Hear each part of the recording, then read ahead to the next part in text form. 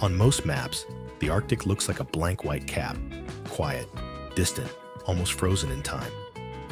But the line that defines it, the Arctic Circle at about 66 to 34 sig north, is less a border than a warning light cross it and the sun can refuse to set, or refuse to rise. Silence. And while that strange daylight still feels eternal, the ice does not. Satellites show the September sea ice minimum shrinking about 12.2% per decade, and Greenland has been losing on the order of 264 gigatons of ice per year. A slow, relentless hemorrhage into the ocean. What happens when the planet's coldest shield starts to thin? And who is forced to live inside that change?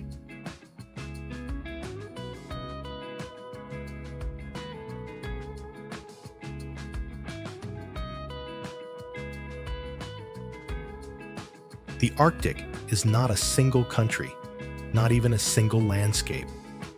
It is a system, a cap of ocean, and fractured continents arranged around the North Pole, stitched together by cold darkness and a sun that behaves differently here. The Arctic Circle, about 66 to 34 north, is the simplest line humans have drawn to describe it. Because above that latitude, the rules of daylight can break the midnight sun in summer, the long polar night in winter.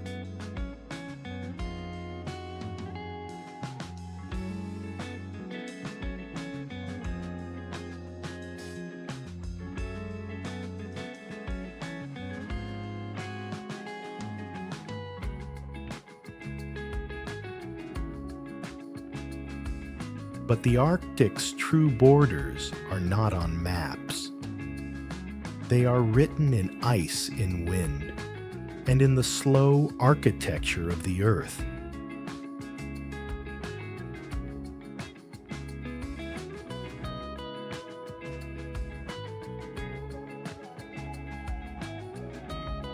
Start with the stage itself, the Arctic Ocean, a basin surrounded by North America, Greenland, and Eurasia.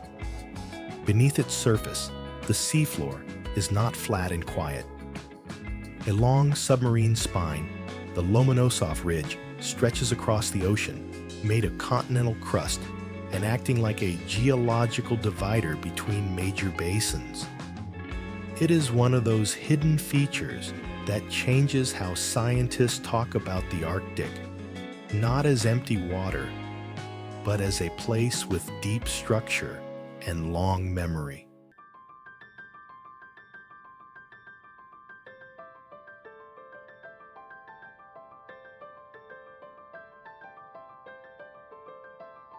And then there is the Gackle Ridge, a mid-ocean ridge under the Arctic Ocean, and the slowest spreading ridge known opening at less than a centimeter a year. That is tectonics at an almost unbearable pace, the planet's crust quietly pulling apart in near silence, while above it the ice can shift in a single storm.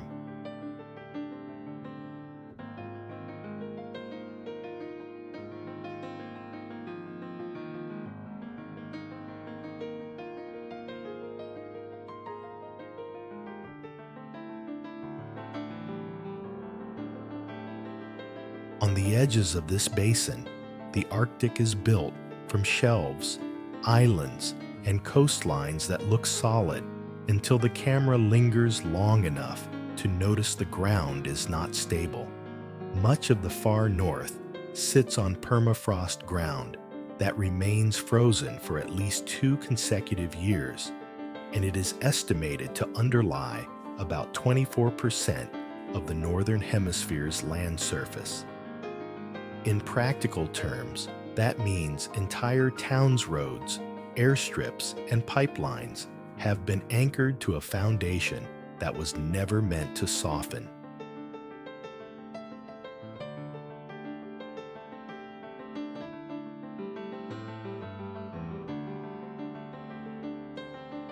The Arctic also carries the signature of the last great sculptor, ice.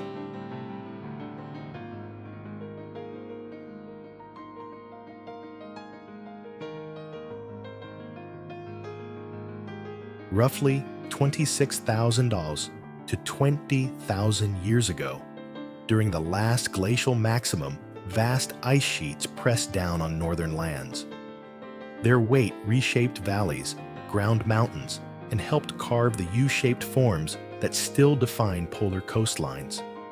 When the climate warmed and the ice retreated, the sea flooded the deepened valleys, one of the key steps in the making of fjords, those narrow, steep-walled inlets that look like the earth has been sliced open.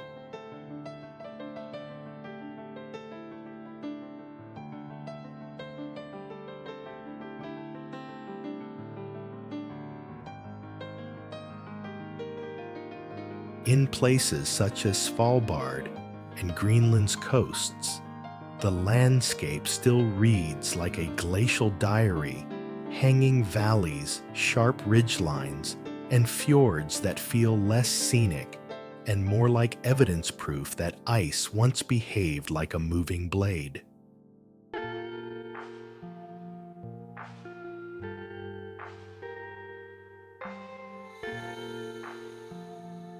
Yet even after glaciers withdraw, the Earth does not simply relax and return to normal. Land that was once pressed down by kilometers of ice can rise again post-glacial rebound, a slow exhale of the crust that continues for thousands of years. In parts of northern Europe, modern uplift rates can reach on the order of 10 meters per year, subtly rewriting shorelines within a human lifetime. The Arctic, in other words, is not merely shaped by change. It is shaped by aftershocks.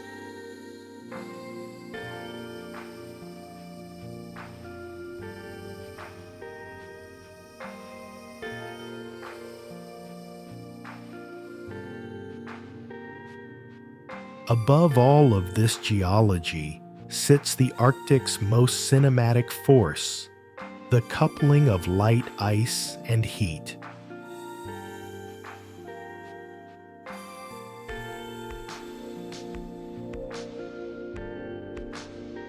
Because sea ice is bright, it reflects sunlight back into space. When it thins or retreats, darker, ocean water absorbs more energy. One reason the region has experienced Arctic amplification, with research finding that large portions of the Arctic Ocean warmed at least 4 times as fast as the global average over recent decades. The planet's white shield is not decoration. It is part of the climate engine.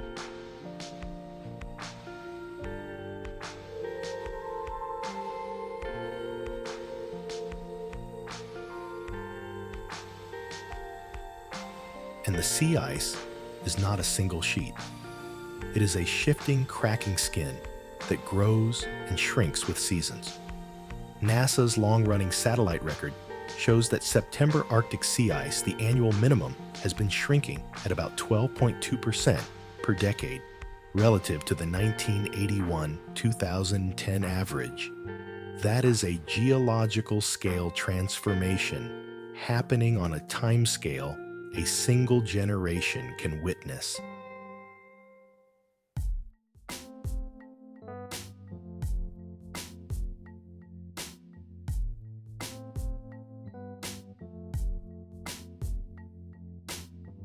Even the ocean currents carry the Arctic's fingerprints outward. The Beaufort Gyre, for example, is often described as the largest reservoir of liquid freshwater in the Arctic Ocean, an immense wind-driven storage system that can influence how freshwater is released toward the North Atlantic. The Arctic is not isolated. It is connected by moving water, by shifting winds, by consequences that travel.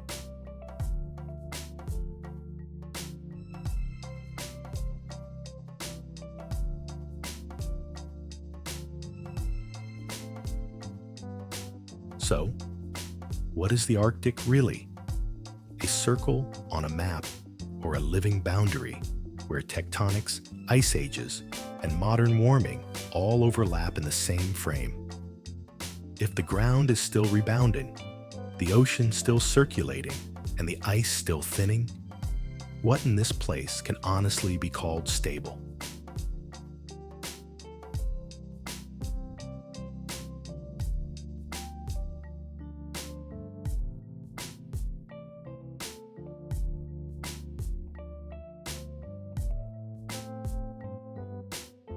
From above, the Arctic can look like negative space white empty, almost abstract.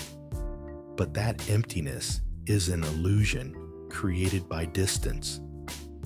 Up close, the region is loud, with life just quiet, in the way a winter forest is quiet, not dead, just saving energy.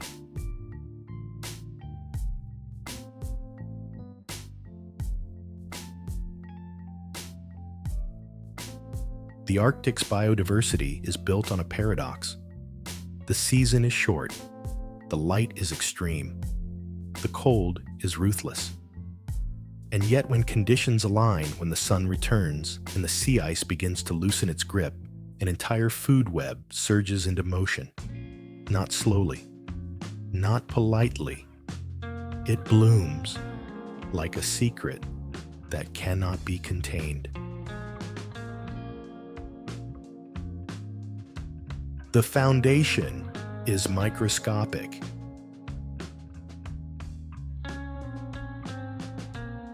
Marine algae phytoplankton in the open water and algae associated with sea ice perform the basic miracle that everything else depends on turning light into living matter. No AA describes Arctic marine primary productivity as the foundation of the marine food web, and stresses how sensitive it is to sea ice cover, ocean temperature, and nutrient supply, all changing as the Arctic warms.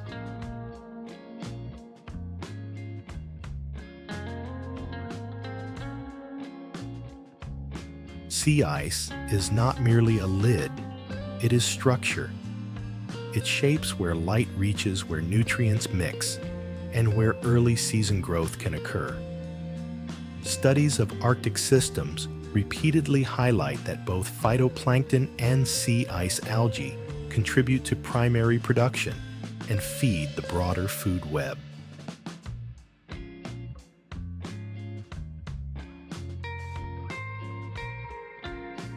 That first link, algae feeds the next zooplankton, the drifting animals of the water column. High-fat meals matter here. In a world where survival often means storing energy for later quality is not a luxury, it is biology. One clear, accessible way to say it, ice algae help form the basis of the Arctic marine food web by converting sunlight into sugars that move upward through zooplankton fish seals and eventually polar bears. Then come the fish, the middle, the hinge. In many Arctic seas, Arctic cod, polar cod, Boreagotus sida, functions like a vital currency in the ecosystem, a nutrient-rich prey fish that supports seabirds and marine mammals, especially seals. The Arctic Council's Marine Biodiversity Assessment notes that warming and northward shifts of boreal species, like Atlantic cod, can increase predation pressure on polar cod, stressing a key prey base.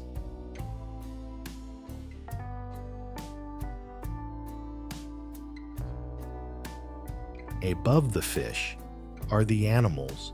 People recognize instantly the ones that seem to own the Arctic in the public imagination, because they depend on the ice in visible, dramatic ways. Sea ice is a platform for life. NSIDC explains it plainly. sea ice provides resting and birthing places for seals and walrus, and it is a hunting and breeding ground for polar bears. When ice is scarce, or conditions are poor, it can stress marine mammals and affect their ability to reproduce.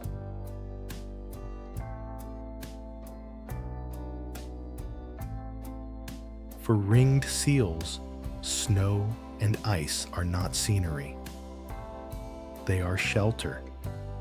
Some assessments highlight how female ringed seals give birth in snow dens on sea ice. The snow cover helps protect pups from cold and predators during the nursing season.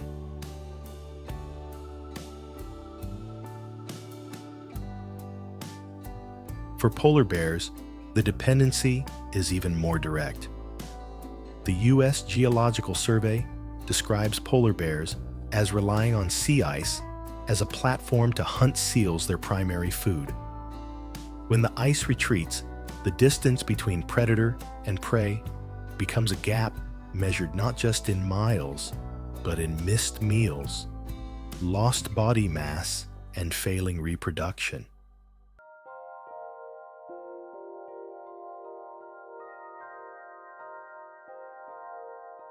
And for walrus, ice can mean the difference between rest and risk. When sea ice pulls away from feeding grounds, walrus may be forced into long swims and crowded coastal haulouts where disturbances can lead to dangerous stampedes. Conservation reporting has described walrus needing to swim long distances from coastal haulouts to reach benthic feeding areas in places like the Chukchi. Recent U.S. Fish and Wildlife Service work also emphasizes community-linked monitoring and protection of coastal haul-out areas because the shoreline is becoming a more frequent replacement for disappearing summer ice in some regions.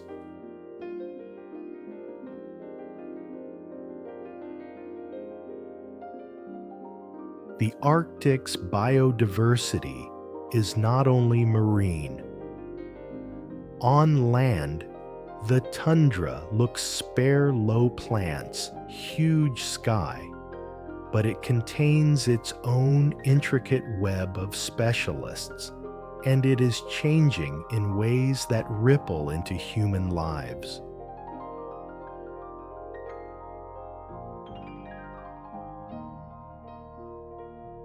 CAF, the Arctic Council Working Group, focused on Arctic flora and fauna tracks mammals as part of Arctic biodiversity monitoring. Their reporting includes caribou, reindeer, muskoxen, lemmings, and predators like the Arctic fox, a reminder that Arctic life is not a single iconic species, but an ensemble cast.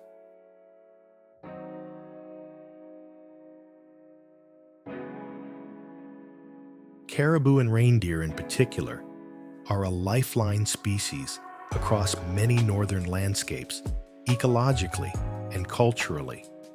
The Arctic Council's State of the Arctic Terrestrial Biodiversity Report notes that circumpolar caribou reindeer populations have declined since the 1990s, in some cases dramatically, with notable exceptions.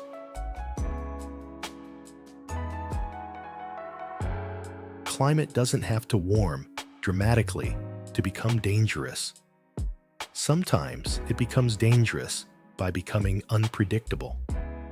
The Arctic Biodiversity Assessment notes that increased winter rain and thaw events can create ice layers on the ground or within snowpack, making it harder for animals like caribou, Shao reindeer, and muskoxen to reach food, and in severe cases, contributing to die-offs.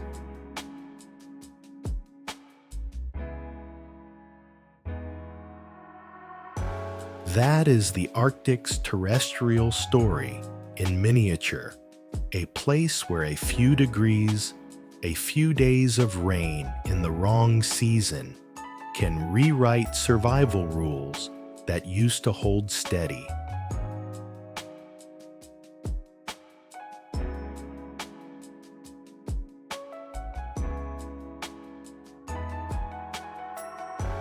And the birds turn the tundra into a runway. When summer arrives, enormous migrations deliver sound back to the landscape calls, wing beats, nesting noise, because the Arctic is not only a home. It is also a seasonal nursery for wildlife that spends the rest of the year elsewhere. In the full script, this is where the camera can linger on one bird cliff or wetland hotspot, because the density of life is almost shocking against the vastness.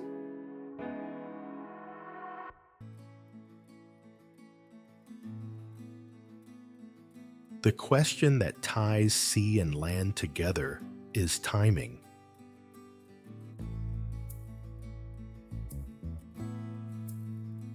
Productivity in Arctic seas depends strongly on the seasonal rhythm of sea ice retreat and the availability of light and nutrients. NOAA emphasizes that the biological engine of marine algae is highly sensitive to these changing conditions.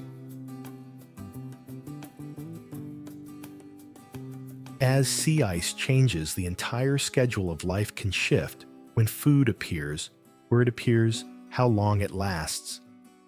And in a place where many species survive on a narrow seasonal window, a shifted schedule can become a silent crisis.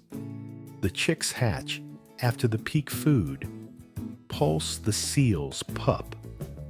When the snow cover is thinner, the fish move north, while predators lag behind.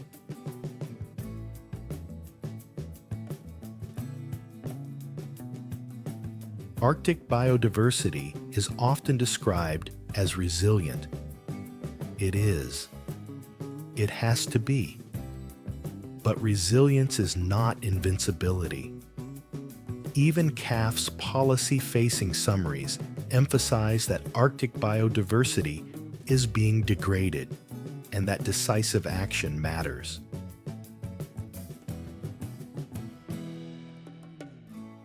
So the Arctic is not a frozen desert. It is a living network built on ice sunlight and timing an ecosystem that turns a short season into a burst of abundance, then asks every creature to endure the long dark.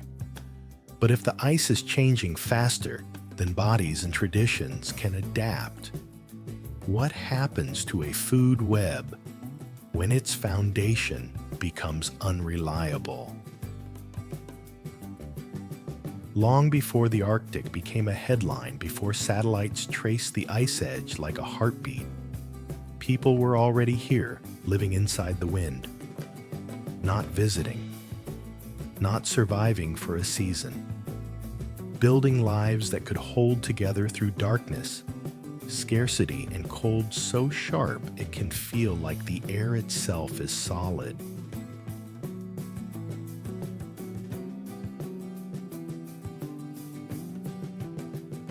Archaeology tells this story in layers like snowdrifts settling over time.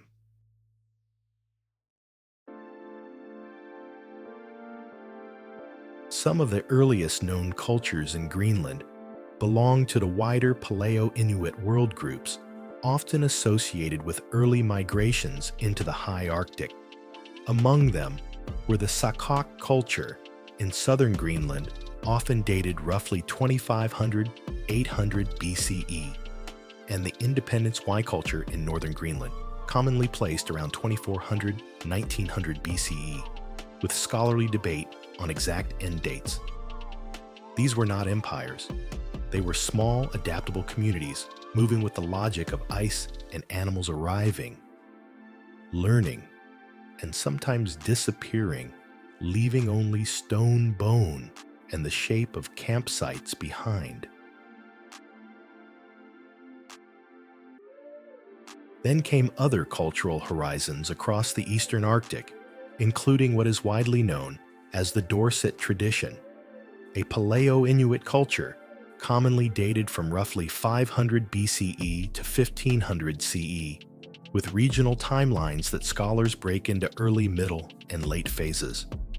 Dorset sites and artifacts show a world of skilled hunters and distinctive tool-making, and their story becomes even more haunting, because eventually, the Dorset disappear from the record. By around the second millennium, a new wave of people and technology begins to spread across the Arctic shores.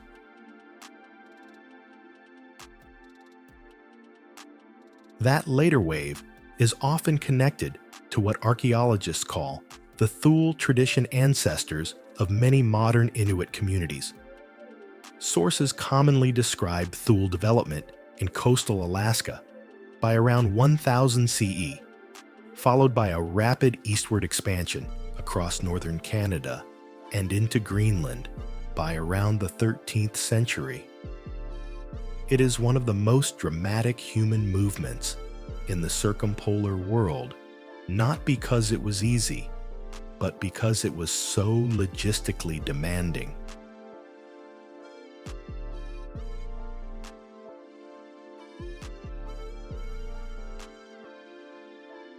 And here is where the Arctic reveals its first hard truth about culture in the far north. Technology is not progress. It is permission. Permission to travel. Permission to hunt. Permission to stay alive long enough for song's kinship and memory to matter.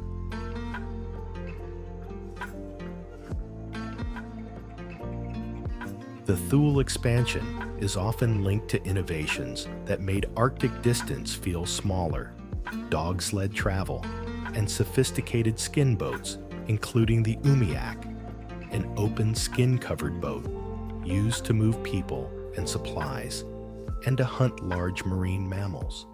Museum and reference sources describe how these transportation advances supported wide movement and seasonal life along the coasts.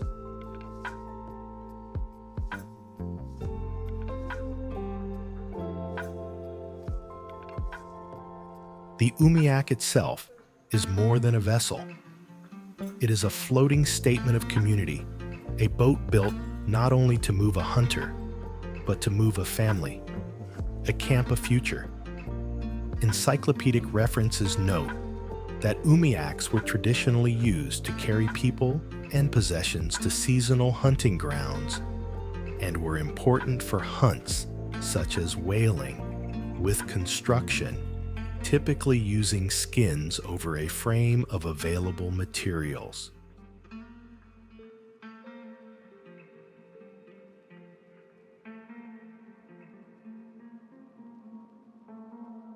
And on land, especially when a world turns white and the sea hardens at the edges, there is the dog team, a moving engine in a place where engines freeze. Historical and museum accounts often connect dog teams and sleds to the ability to follow migrations, haul supplies, and link distant camps into a network that could trade, share knowledge, and survive.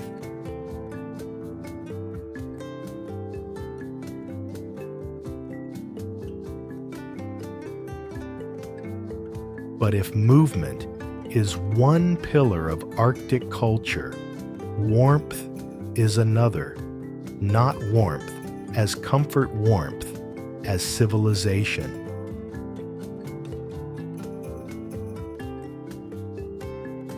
One of the most iconic objects in Inuit life is the quillik, the traditional oil lamp used by many circumpolar peoples.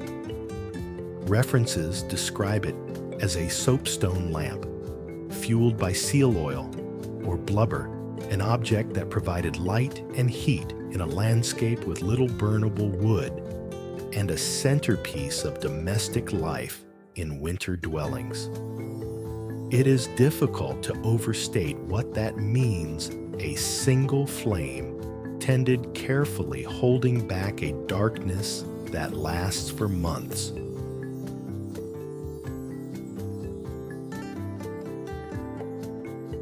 This is where the Arctic begins to feel less like history and more like intimacy. A lamp is not a headline. It is hands. It is routine. It is the quiet work of keeping children alive in a world that offers no shortcuts. And the questions start to sharpen. If survival requires such precision, what does that do to a people's sense of time? When the sun disappears, what becomes the calendar?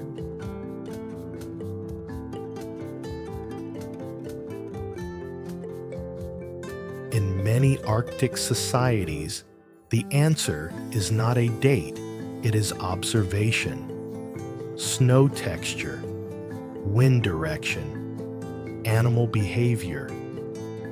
The Arctic teaches that nature is not background, it is information, and culture is the method for reading it.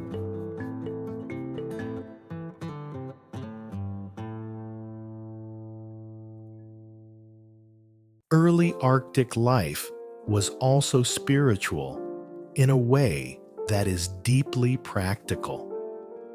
When food can vanish behind a storm, belief is not only about meaning, it is about relationship.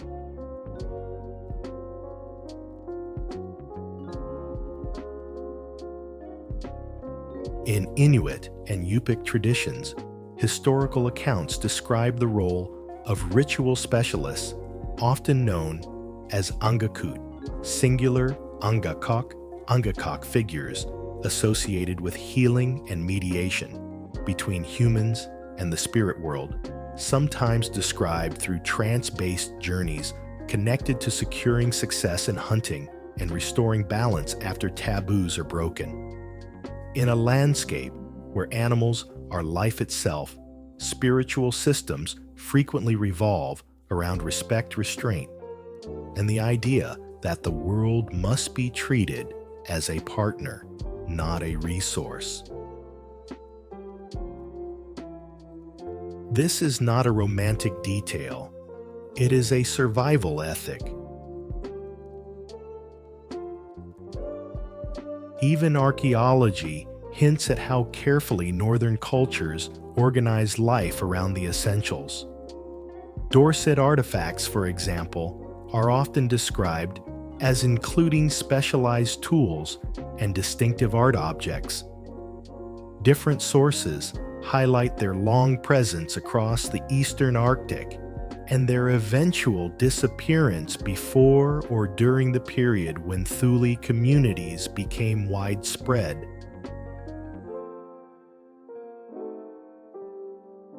And then comes the Thule story, again this time, not as a migration, but as a transformation of how humans could inhabit the Arctic.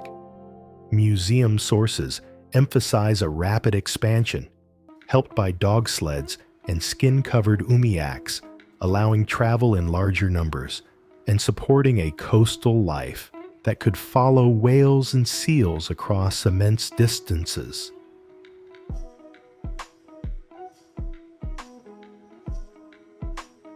What makes this chapter powerful on camera is the scale of it. The Arctic is vast to modern tourists with GPS and heated shelters. Imagine it without those things. Imagine moving entire households across sea ice and storm coastlines year after year and still carrying stories strong enough to outlive the journey.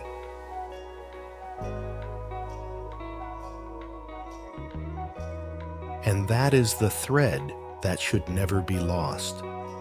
Arctic culture is not only old, it is deep.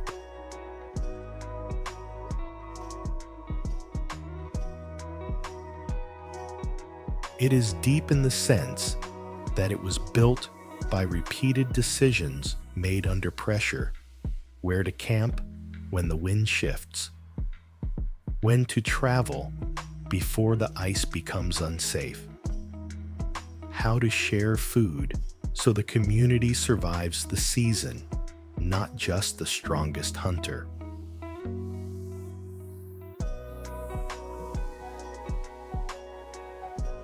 This is also where the documentary's human heartbeat can start to appear, not as a single character, but as a collective presence. A community watching the sky the way cities watch clocks. A child learning to recognize danger in the sound of ice. An elder naming places not as coordinates, but as memory. This inlet, this ridge, this current, a geography made personal.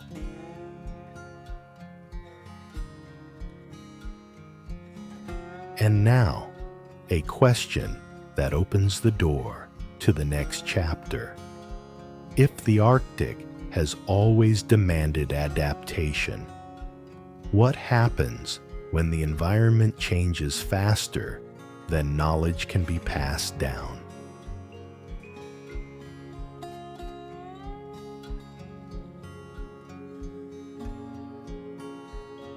That question belongs partly to history, because Arctic history is full of encounters, waves of newcomers, traders, explorers, and empires trying to translate the North into maps, routes, and profit.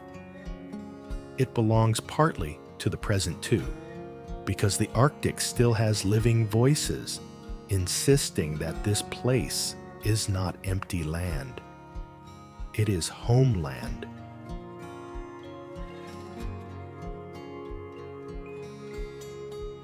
Modern organizations such as the Inuit Circumpolar Council, ICC, founded in 1977 and representing approximately 180,000 Inuit across Alaska, Canada, Greenland, and Chukotka, exist because the story did not end in archaeology. It continued, it adapted, and it demanded to be heard on the world stage. So when the Arctic is described as a frontier, it misses the point. A frontier suggests nobody lived there before the outsiders arrived. The Arctic has always had nations of knowledge, people who learned to read a world of ice the way others read roads. And that leads directly into the next chapter, the moment the outside world arrived in 4 ships.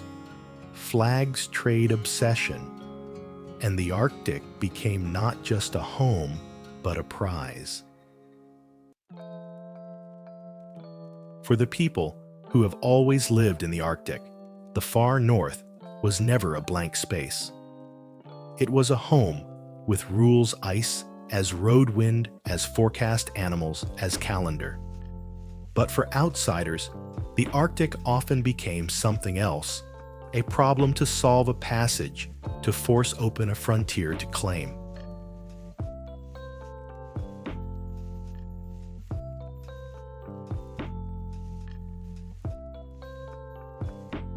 That transformation begins earlier than most expect on the southern edges of the Arctic world, where the North Atlantic turns harsh and the map becomes a test of nerve.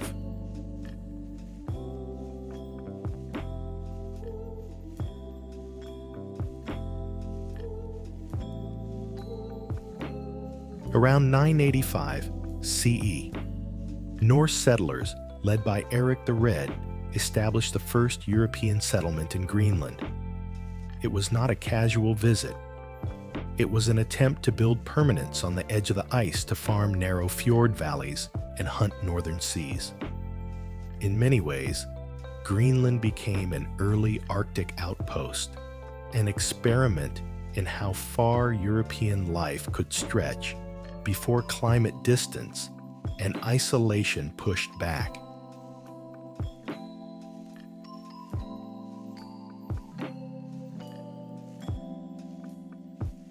From there, the Arctic's outer rim started to look like possibility. Not warmth, never warmth, but access. Access to walrus ivory, to fish, to seals, to new horizons, to stories that spread faster than ships could sail. And once the Arctic became a place of potential profit, it also became a place of competition.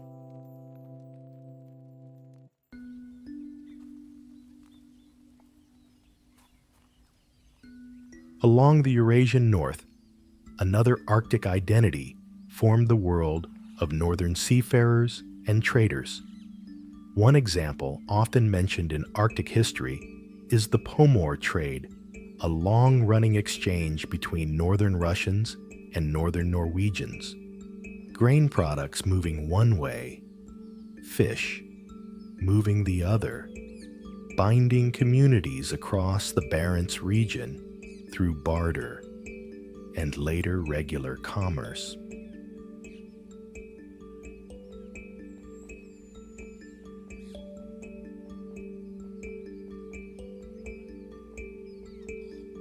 These weren't the grand hero voyages of exploration posters.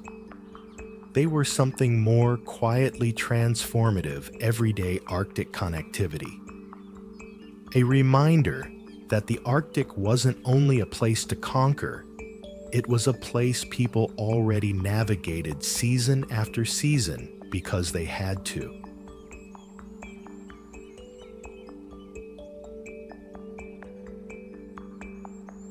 And then came the era when empires wanted more than trade. They wanted roots.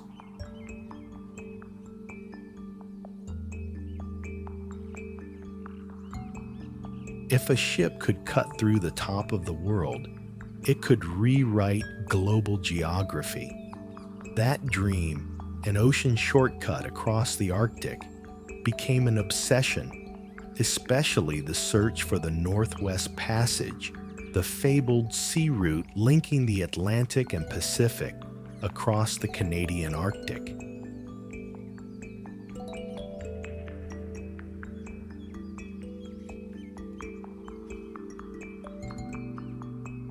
The Arctic answered that obsession with one of its most enduring tragedies, Franklin's Lost Expedition. In 1845, Sir John Franklin sailed with HMS Erebus and HMS Terror, aiming to complete the last unnavigated sections of the Northwest Passage. The expedition became icebound, the ships were eventually abandoned, and the entire crew, 129 officers and men, vanished into the Arctic's long silence.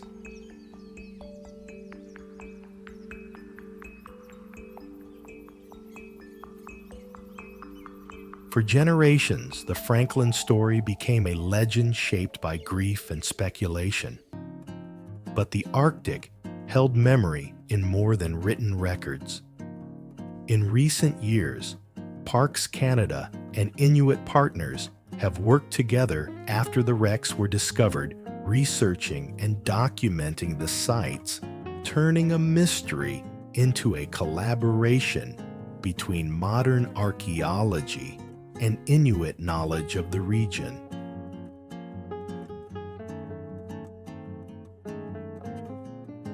This is one of the Arctic's most important historical lessons. Exploration was never only about brave ships and bold captains. It also depended on who already understood the land and whose warnings were ignored.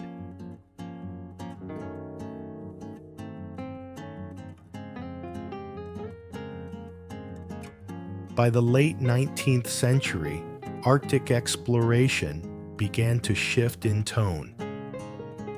Not just conquest, but science. Not just forcing a route, but learning how the Arctic actually worked.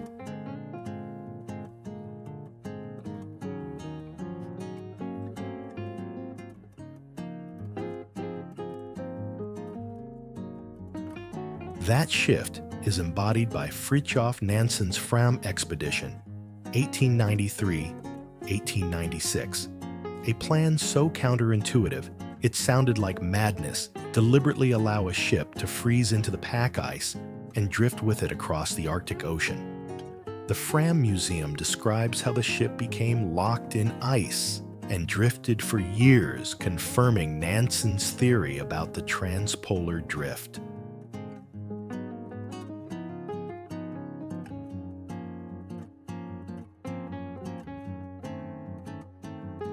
In documentary terms, it's an unforgettable image. A ship not fighting the Arctic, but surrendering to its physics, turning the ice into a vehicle. The Arctic can crush wood and steel, but it can also carry you if the strategy is humble enough.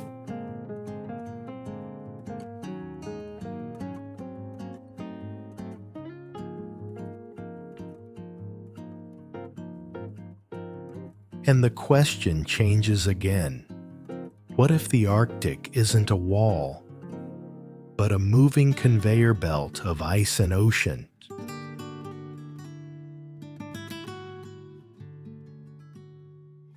In the early 20th century, the Northwest Passage dream finally shifted from myth to reality. Between 1903 and 1906, Roald Amundsen completed the first successful navigation of the Northwest Passage by boat on the Gjöa. The National Maritime Museum RMG notes clearly that Amundsen was the first to do it, and that the voyage lasted from 1903 to 1906.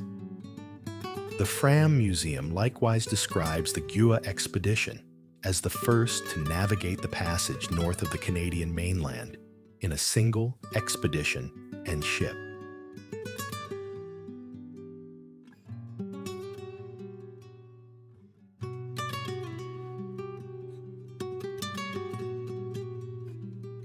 But even this victory comes with an Arctic truth.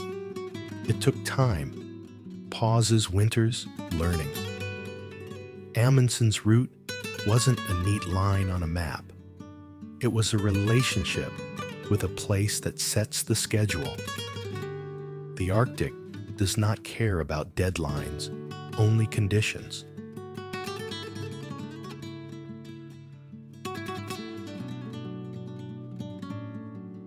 While explorers chased routes, geopolitics reshaped the Arctic's edges too. In 1867, the United States purchased Alaska from Russia for $7.2 million, ending what many sources describe as Russia's effort to expand trade and settlement across North America's Pacific edge.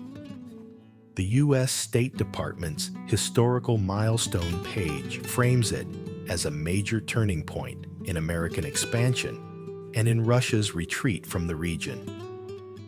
The U.S. National Archives also summarizes the agreement and the price anchoring the Russian-America chapter to a number that still shocks modern audiences because it feels so small for such a vast land.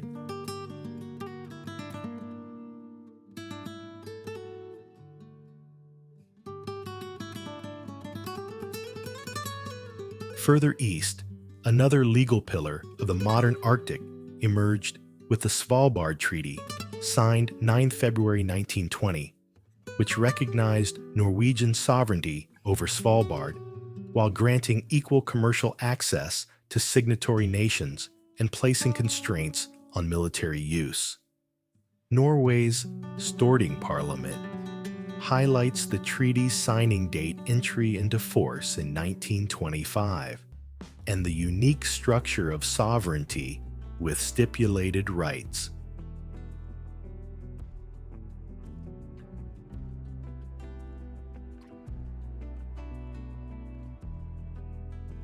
This is how the Arctic becomes layered not only ice and ecology, but treaties, flags, and the quiet tension between belongs to and accessible by.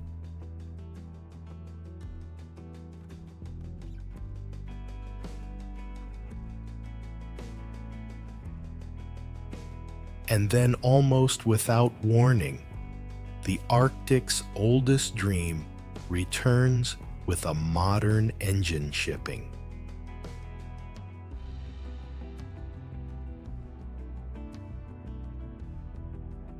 The Northern Sea Route, NSR, runs along Russia's Arctic coast and is often described as about 5,600 km long, connecting seas like the Kara-Laptov East Siberian and Chukchi on the way toward the Bering Strait. Industry-focused summaries describe it as stretching roughly 5,500 kilometers from the Novaya Zemlya area past Siberia to the Bering Strait, noting that thick ice historically blocked it for much of the year, while warming has expanded navigable windows in recent decades. So the Arctic's history is not a straight timeline. It is a loop that keeps tightening early settlement at the margins trade across cold seas, imperial obsession with shortcuts, disasters written into ice scientific drift treaty lines, and now new routes reopening as the climate shifts.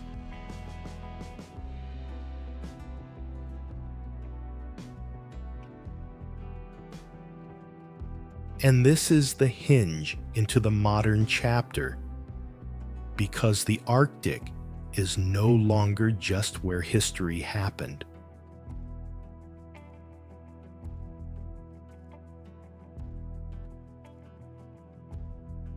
It is where the future is happening first.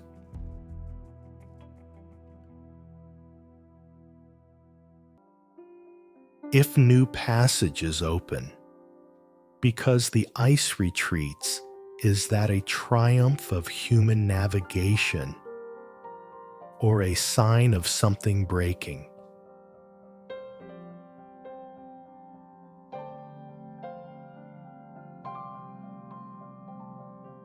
The Arctic has always changed. Ice advances, ice retreats, seas rise, then fall. But what makes the modern era feel different is not that change exists. It's the speed and the sense that multiple systems are shifting at once.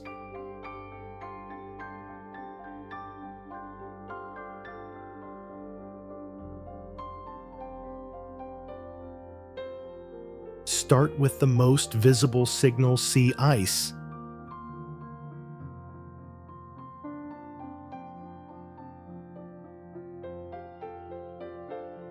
NASA's satellite record shows that the Arctic's September sea ice minimum, the end of summer low point, has been shrinking at roughly 12.2% per decade relative to the 1981-2010 average. In practical terms, that means the Arctic Ocean's protective lid is weaker at the very moment the sun and heat are strongest. And research on Arctic amplification has found that parts of the Arctic have been warming at several times the global average, a key reason the region is often described as the planet's early warning zone.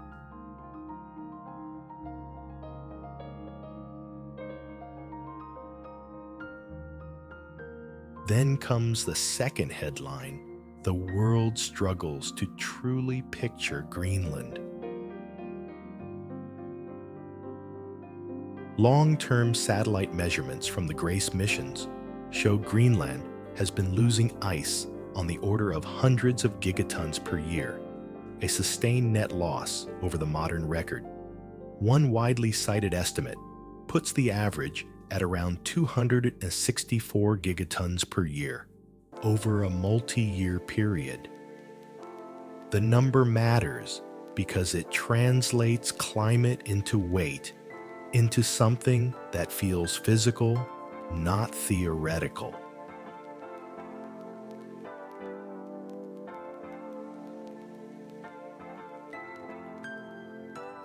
But the Arctic's most immediate human crisis is often not on the sea. It's underfoot.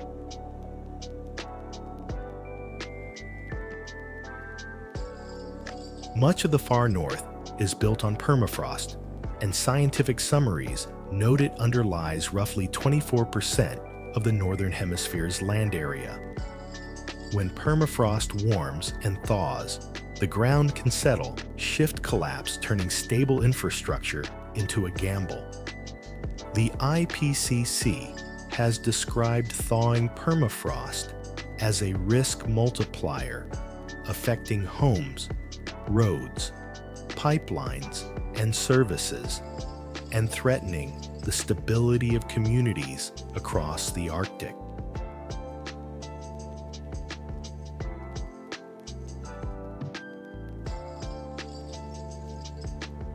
In documentary terms, this is where the camera stops admiring landscapes and starts noticing details: a tilted house, a buckling road, a water line that breaks more often each year. When the ground itself becomes uncertain, the modern world becomes fragile.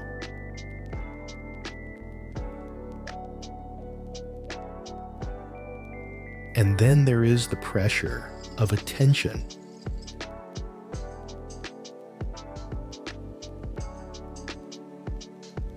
The Arctic used to be remote by default. Now it is increasingly accessible, and with access comes tourism, and tourism becomes complicated fast. Cruise ships and expedition tours bring income and jobs, but they also bring fuel, use, emissions, waste management challenges, and sheer foot traffic in places that recover slowly from disturbance.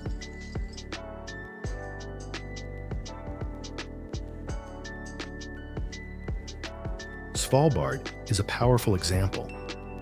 It is marketed as a gateway to polar wildlife and glaciers, and the towns like Longyearbyen sit in landscapes so stark they feel like another planet.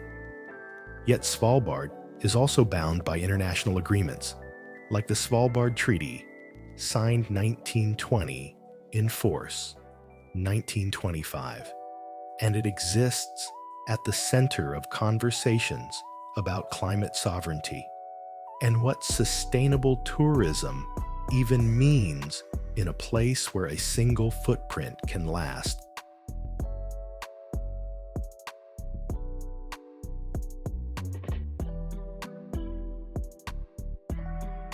In Greenland, too, tourism has grown as the world's curiosity about ice increases. But a place that becomes famous for melting is trapped in a paradox. The very thing drawing visitors is the thing disappearing. The Arctic becomes a museum exhibit that is still alive and still changing.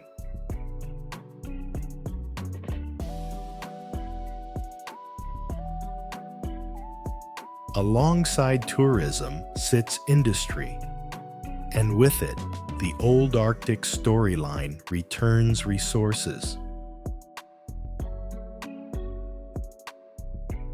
Mining oil and gas development and new shipping routes are increasingly discussed as sea ice retreats.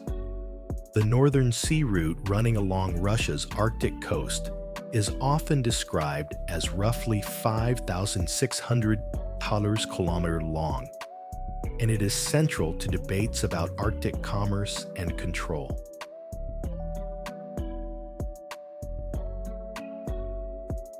For global shipping, it represents the temptation of shorter distances between Europe and Asia during limited seasonal windows.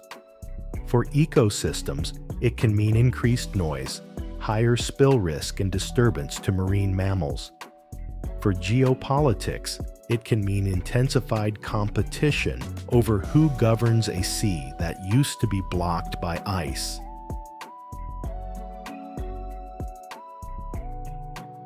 And for Arctic communities, it can mean something even more personal: decisions about their coastlines being made far away.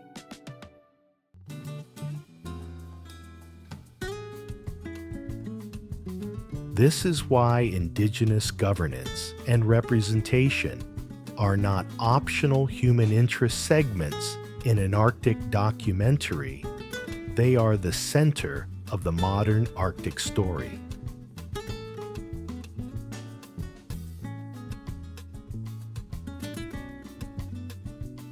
The Inuit Circumpolar Council, ICC, founded in 1977, represents Inuit across Alaska, Canada, Greenland, and Chukotka, and has been a key platform for asserting Inuit rights culture and participation in Arctic policy.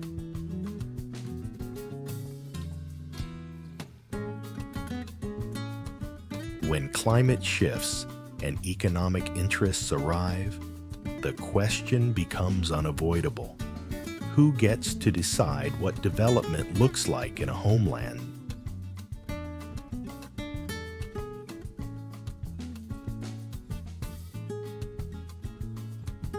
Even wildlife, the Arctic's global symbol, is now entangled with human choices.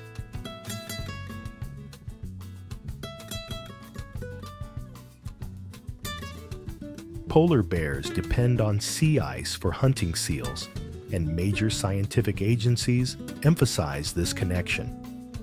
When the ice retreats and becomes less predictable, the bears face longer fasting periods and more time on land, where they are more likely to encounter people.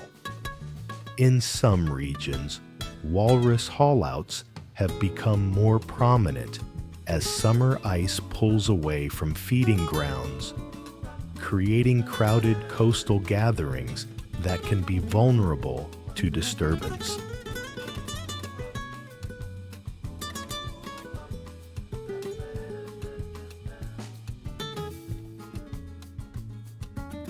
So the Arctic's modern challenge is not one challenge. It is a braided cord.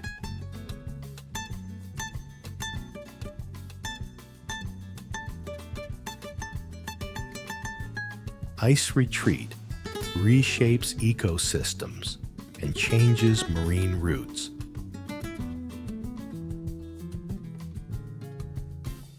Permafrost thaw threatens the stability of daily life and infrastructure.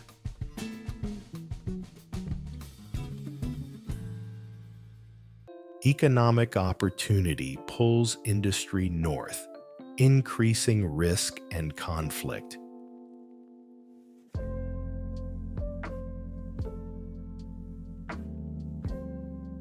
Tourism and attention bring money and exposure, but also pressure and footprint.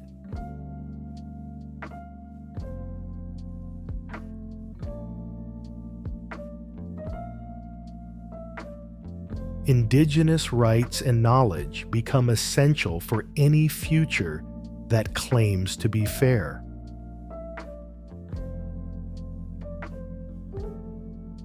And then the Arctic asks its most uncomfortable question, one that doesn't belong to science alone.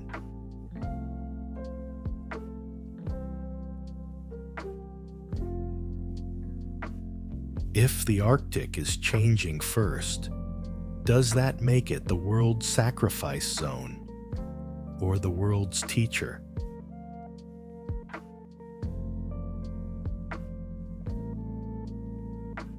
Because in many places, the Arctic is not asking to be saved as scenery.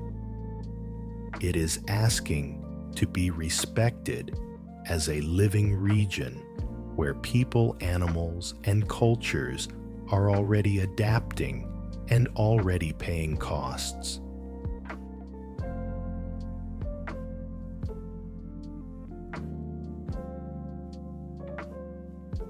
What happens when the world treats the top of the planet like a shortcut, a spectacle, or a resource map instead of a home?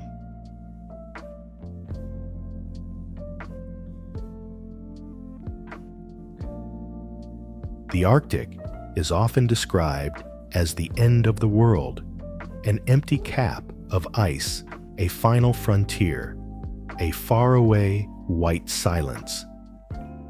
But the truth is stranger and more urgent. The Arctic is not the end.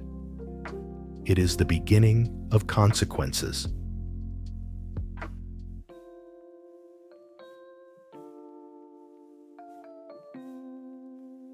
Here, a simple change becomes amplified. When sea ice retreats, the ocean absorbs more heat. When the ground that stayed frozen for centuries begins to soften homes, tilt roads crack, and entire communities are forced to rethink what stability means. And when the ecosystem's timing shifts, when the bloom arrives earlier, when the hunting platform thins, animals that evolved for a predictable rhythm are pushed into a new kind of uncertainty.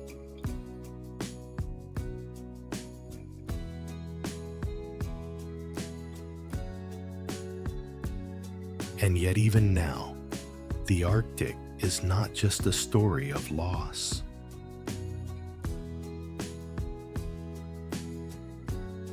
It is also a story of knowledge of people who learned to read the language of snow and wind, who built lamps from stone and light from oil, who carried community across sea ice with dogs and boats and memory.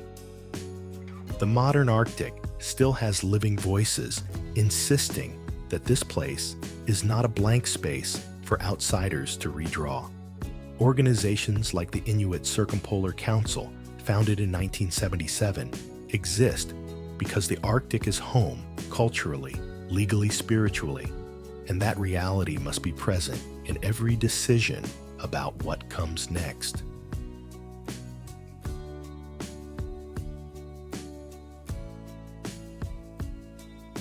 So what can be done? Start small, but start real. If travel to the Arctic is part of the dream, choose operators who respect local rules, support community-led initiatives, and minimize footprint, because the Arctic recovers slowly and the impacts last. Seek out indigenous perspectives and research-based information. Support conservation and climate science not only with donations, but with attention. What we watch, share, and demand from leaders shapes what becomes politically possible.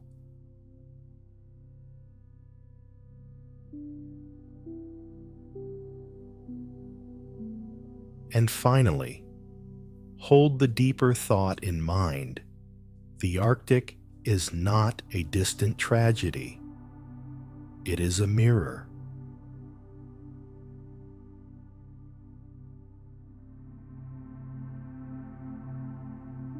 If the planet's coldest shield can thin within a human lifetime, what else do we think is permanent only because we've never seen it change?